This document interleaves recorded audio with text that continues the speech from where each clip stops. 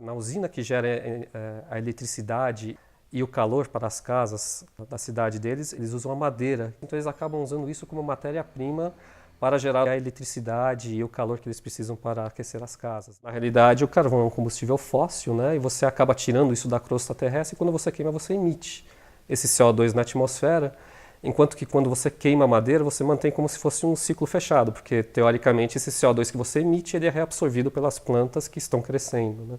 Então você mantém isso num ciclo fechado, não aumentando a concentração do CO2 na atmosfera, né?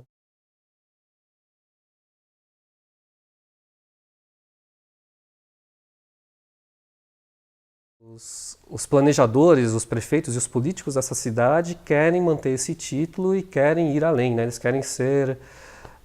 querem ficar livres dos combustíveis fósseis, né? Então, para isso, eles estão tomando várias medidas, né?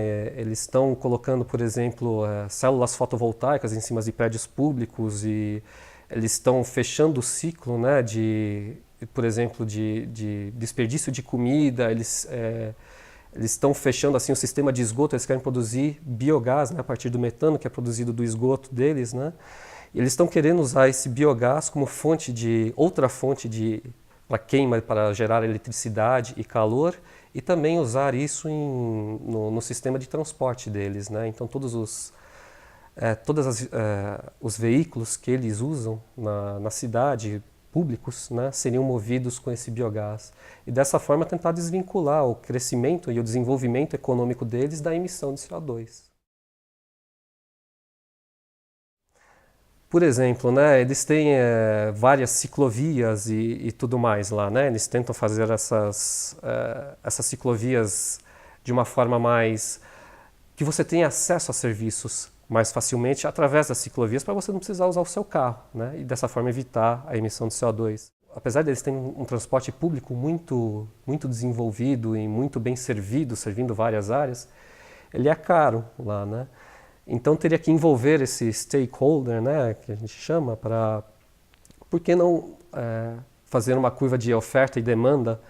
Você tendo mais pessoas usando o ônibus, você conseguiria diminuir a tarifa. Hoje é muito caro você usar esse ônibus, é mais barato você encher o tanque do seu carro com combustível do que usar o ônibus.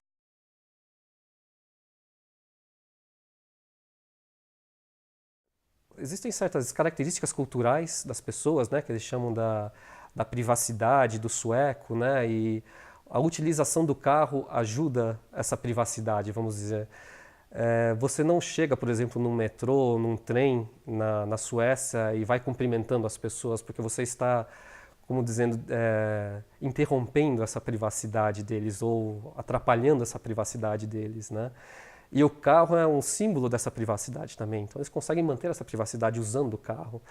Então, existem muitas características culturais que esses planejadores estão tentando remover ou quebrar esses paradigmas para que consigam envolver mais a cidade nisso, para que eles não tenham que impor legislações e restrições, mas eles querem uma coisa mais participativa, né? Mas para isso eles precisam construir essa visão junto à comunidade, que é um dos maiores desafios deles hoje.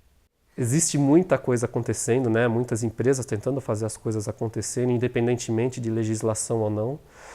E existe muito interesse, mas eu acho que a coisa mais difícil, tanto no Brasil quanto no exterior, é envolver todas as partes, quer dizer, envolver todos os stakeholders.